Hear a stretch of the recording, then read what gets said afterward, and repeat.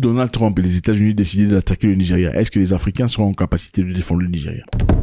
Pour savoir ce qui se passera dans le futur, il faut simplement regarder ce qui s'est déjà passé dans le passé. Dans le passé, il y a une chose très intéressante qui s'est passée. Kadhafi était président de la Libye, ce pays ici, un pays très intéressant où les gens vivaient leur abondance.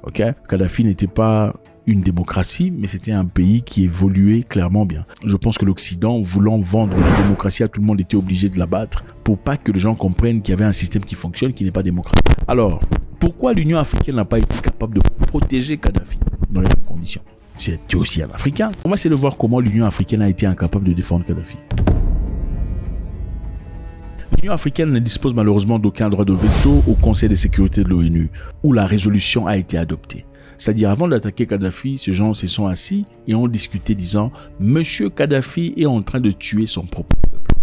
Le même genre d'accusation qu'ils font contre le Nigeria aujourd'hui. La même façon dont ils ont commencé avec le Nigeria, c'est la même façon. C'est à partir de là que la résolution 1973, le Conseil de sécurité des Nations Unies avait autorisé toutes les mesures nécessaires pour protéger les civils. Une résolution que l'OTAN avait interprétée comme un mandat pour intervenir militairement.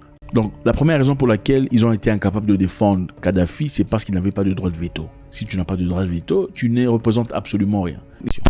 La troisième raison pour laquelle l'Union africaine a été incapable de défendre Kadhafi, c'est à cause de ce déséquilibre mondial. Les puissances occidentales disposaient d'une supériorité militaire et diplomatique, marginalisant les feuilles de route de paix de l'Union africaine. Si ça arrivait au Nigeria, qu'est-ce que vous ferez? Qu'est-ce que l'Union africaine ferait?